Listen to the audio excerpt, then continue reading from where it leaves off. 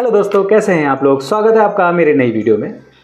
दोस्तों, आपको पता है जब जियो एयरटेल और वोडाफोन ने जुलाई में अपने प्राइस को बढ़ाया था तो बहुत से लोगों को प्रॉब्लम हुई और उस बढ़े हुए प्राइस के चलते बहुत से लोगों ने जियो एयरटेल और वोडाफोन को छोड़ दिया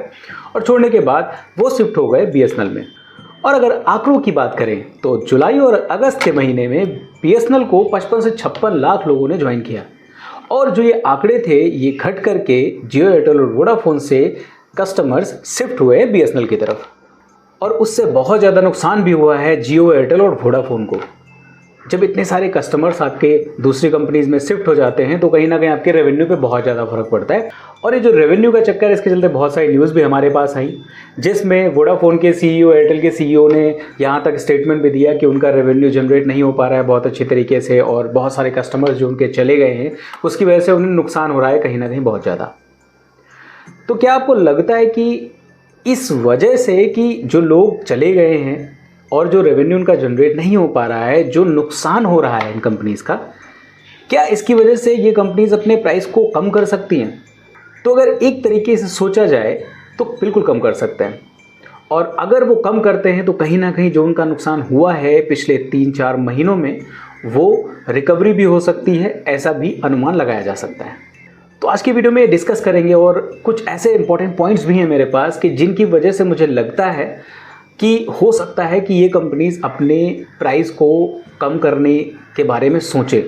तो बने रहिए वीडियो में और मैं आपको बताता हूँ उन संभावनाओं के बारे में जिसकी वजह से जियो एयरटेल और वोडाफोन अपने प्राइस को कम कर सकते हैं। नमस्कार दोस्तों, मेरा नाम है अनूप, आप देख रहे हैं टेक एंड ट्रेंड्स।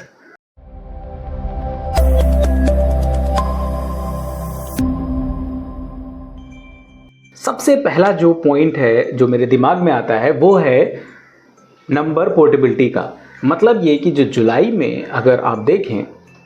तो बहुत से लोगों ने जुलाई और अगस्त के महीने में जो आंकड़े बता रहे हैं वो जियो एयरटेल और वोडाफोन को छोड़ा है। और जो अभी तक हमारे पास डेटा आया हुआ है ट्राई की तरफ से, तो उसमें अगर जुलाई और अगस्त की बात करें तो लगभग 4 मिलियन के आसपास लोग जियो को छोड़ चुके, लगभग 2.5 मिलियन के आसपास एयरटेल को छोड़ चुके और लगभग 2 मिलियन के आसपास वोडाफोन को भी छोड़ चुके हैं लोग जब से प्राइस को बढ़ाया गया है। और ये जो लोग हैं, जिन लोगों ने छोड़ा है, वही सारे लोग, उसमें से मैक्सिमम लोग बीएसएनएल में शिफ्ट हुए हैं लगभग 5.5 मिलियन के आसपास। एक ये उम्मीद लगती है, ऐसा हो सकता है कि अगर आने वाले 1-2 महीनों में और दिसंबर जनवरी तक अगर जिस तरीके से 2 महीनों में 4 मिलियन लोगों ने छोड़ा है, अगर इन 4 महीनों के आंकड़े भी इसी तरीके से बने रहे या बन चुके हैं या फिर वो लोग छोड़ रहे हैं और आने वाले 1-2 महीनों में अगर ऐसे इसी तरीके से ही लोग छोड़ते रहे इन कंपनीज़ को, तो हो सकता है कि ये सोचें इस बारे में कि अपने प्राइस को कम करें या किसी भी तरीके से सर्विस को और बेहतर करने की कोशिश करें, या फिर जो अनलिमिटेड 5G के जो पुराने प्लान्स थे उनको थोड़ा सा प्राइस बढ़ा करके जिसमें से अनलिमिटेड हटा दिया गया, हो सकता है उनको भी वापस लाने की कोशिश करें। मतलब किसी ना किसी तरीके से कस्टमर को अच्छी सर्विस देने की कोशिश करें, या फिर हो सकता है कि अपने प्राइस को ही डायरेक्ट कम कर दे वो। तो ये पॉसिबिलिटी है, इस रीज़न की वजह से हो सकता है। जो दूसरा एक बड़ा रीज़न है वो है वोडाफोन कंपनी की तरफ से। वोडाफोन ने अपने इंफ्रा को डेवलप करने के लिए नोकिया और एरिक्सन और सैमसंग जैसी बड़ी कंपनीज़ के साथ में टाई अप किया था और इस पर मैंने वीडियो भी बनाई थी और वो कंप्लीट डिटेल अगर आप देखना चाहते हो तो आप आई बटन में मैं आपको लिंक दे दूंगा, आप वहाँ से जा करके देख सकते हैं। तो जब वोडाफोन ने इंफ्रा को डेवलप करने के लिए, इंडिया में 5G को डेवलप करने के लिए और जहाँ पे 4G बहुत बढ़िया नहीं आ रहा है वहाँ 4G को डेवलप करने के लिए जब बड़ी कंपनी से टाई अप किया, नोकिया, एरिक्सन और सैमसंग जैसी, तो उन्होंने अपने बजट को बनाया था लगभग 50,000 करोड़ रुपए का। लेकिन कहीं ना कहीं वो जो डील हुई है वो डील बहुत सस्ते में हो गई है। मतलब सिर्फ और सिर्फ 30,000 करोड़ रुपए में उनकी ये सारी कंप्लीट डील बन चुकी है और इतने ही खर्चे में वो जो प्लान कर रहे थे डेवलपमेंट का वो कर सकते हैं। तो जब उनके पास एक बड़ा अमाउंट बच गया है, 20,000 करोड़ रुपए का अमाउंट उनके पास बच गया है, मतलब अगर हम आंकड़ों की बात करें तो लगभग 40% के आसपास उनका खर्चा बचा है। तो जब खर्चा 40% के आसपास बचा है, वो पैसा जो उनका लग सकता था इंफ्रा डेवलपमेंट में वो नहीं उनका लगा है, तो मे भी हो सकता है इसके चलते वोडाफोन अपने प्राइस को कम कर सकता है। या फिर ये भी हो सकता है कि वोडाफोन जो ये पैसे बचे हैं इनको इंफ्रा के डेवलपमेंट में लगा सकता है, सर्विसेज को और बेहतर करने के चलते लगा सकता है, या फिर जैसे हम बात कर रहे थे कि 5G जब इनका लॉन्च हो जाएगा तो 5G लॉन्च होने के बाद हो सकता है जिन पैकेजेस पे जैसे 1 GB 1.5 GB का जो पैकेज है जिस पे अनलिमिटेड हमें एयरटेल और जियो नहीं दे रहा है, हो सकता है वोडाफोन उन पे हमें अनलिमिटेड पैकेज दे दे। तो ये पॉसिबिलिटीज़ हो सकती हैं। आपको क्या लगता है कि अगर ये बचत जो हुई है वोडाफोन की, उसे अपने प्राइजेस को कम करना चाहिए या फिर उसके बदले सर्विसेज को और ज़्यादा अच्छा कर देना चाहिए? जिस तरीके से मैं बताने की कोशिश कर रहा हूँ, ये आप अपनी राय हमें ज़रूर कमेंट करके बताएं। तो ये जो दो चीज़ें थी, ये कहीं ना कहीं ऐसी लग रही थी कि इससे हो सकता है कि प्राइजेस कम हो जाए या फिर सर्विस को और बेहतर करने की कोशिश करें हो। लेकिन जो तीसरा पॉइंट है, ये इतना इम्पोर्टेंट पॉइंट है कि इसको लेकर के तो मैं 99% श्योर हूँ कि कुछ ना कुछ एक्शन जियो, एयरटेल और वोडाफोन को लेना ही पड़ेगा अगर ये तीसरी चीज़ इंडिया में हो जाती है तो। और वो है एलॉन मस्क स्टारलिंक की सैटेलाइट इंटरनेट सर्विस।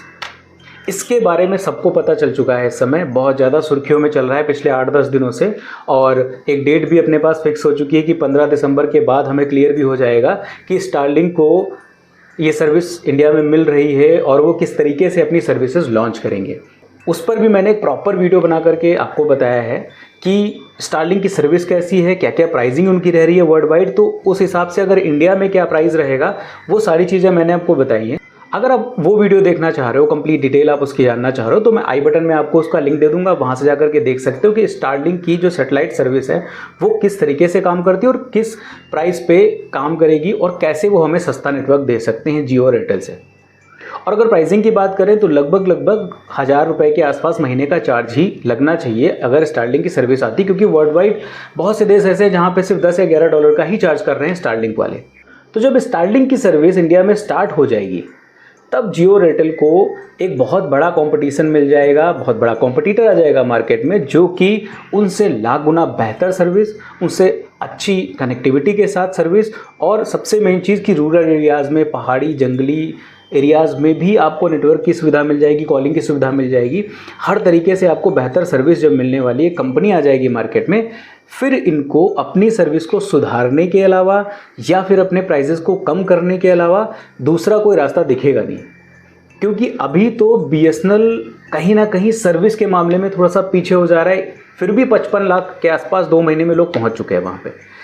लेकिन जब हमारे पास मार्केट में एक ऐसा ऑप्शन होगा जो कि इंटरनेट के मामले में, ब्रॉडबैंड स्पीड के मामले में, कनेक्टिविटी के मामले में, हर मामले में 100% होगा और बहुत ही बढ़िया सर्विस दे रहा होगा, और प्राइस भी ऐसा जो कि इनके मुकाबले कम रहे या फिर इनके बराबर के प्राइस पे रहे,